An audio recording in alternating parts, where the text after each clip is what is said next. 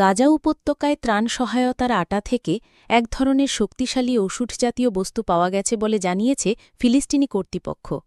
তাদের অভিযোগ, এটি সাধারণ কোনো ওষুধ নয়, বরং এমন এক ধরনের ব্যথানাশক যা মানবদেহে মারাত্মক প্রভাব ফেলতে পারে।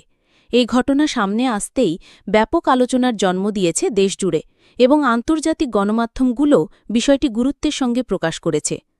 গাজার গণমাধ্যম অফিস জানিয়েছে, তারা যে আটার বস্তাগুলো পেয়েছে সেগুলোর ভেতর থেকে এক ধরনের শক্তিশালী ট্যাবলেট উদ্ধার করা হয়েছে, যার নাম বলা হচ্ছে অক্সিকোডন। এটি সাধারণত ক্যান্সারের মতো তীব্র ব্যথার চিকিৎসায় ব্যবহৃত হয়ে থাকে, কিন্তু এটি অত্যন্ত আসক্তি সৃষ্টিকারী একটি পদার্থ, যা যদি চিকিৎসকের পরামর্শ ছাড়া গ্রহণ করা হয় তাহলে এর পার্শ্ব প্রতিক্রিয়া হতে পারে ভয়াবহ। এর ফলে মানুষ বিভ্রমে ভুগতে পারে, শ্বাসকষ্ট হতে পারে, এমনকি প্রাণহানিও ঘটতে পারে।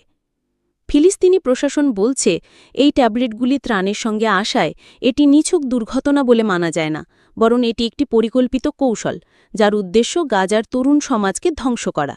অভিযোগে আরও বলা হয়েছে, এই ত্রাণ পাঠিয়েছে একটি সংস্থা যার নাম গাজা হিউম্যানিটেরিয়ান ফাউন্ডেশন।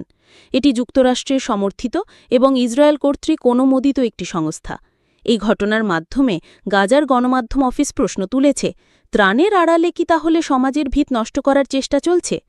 আন্তর্জাতিক সংবাদ মাধ্যম মিডল ইস্ট আই এবং আল জাজিরা এই ঘটনার ওপর প্রতিবেদন প্রকাশ করেছে, যা বিশ্বজুড়ে ব্যাপক আলোড়ন সৃষ্টি করেছে। এদিকে গাজা স্বাস্থ্য মন্ত্রণালয়ের তথ্য অনুযায়ী গত এক মাসে ত্রাণ বিতরণের সময় প্রাণ হারিয়েছেন ৫ শতাধিক মানুষ।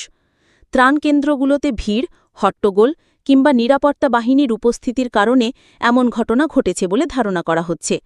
এইসব অনিয়ম ও নিরাপত্তার অভাব নিয়ে দীর্ঘদিন ধরেই অভিযোগ রয়েছে। এর সঙ্গে এবার যুক্ত হল নতুন এক আশঙ্কা, ত্রাণের সঙ্গে ক্ষতিকর ওষুধ মিশিয়ে দেওয়া।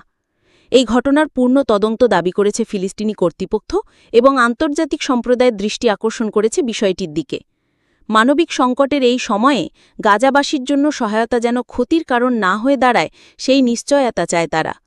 প্রিয় দর্শক, সবার আগে সর্বশেষ নিউজ দেখার জন্য বাংলা24 চ্যানেলটি সাবস্ক্রাইব করতে ভুলবেন না। দেখা হচ্ছে খুব শীঘ্রই নতুন আরেকটি ভিডিওর সাথে। ধন্যবাদ।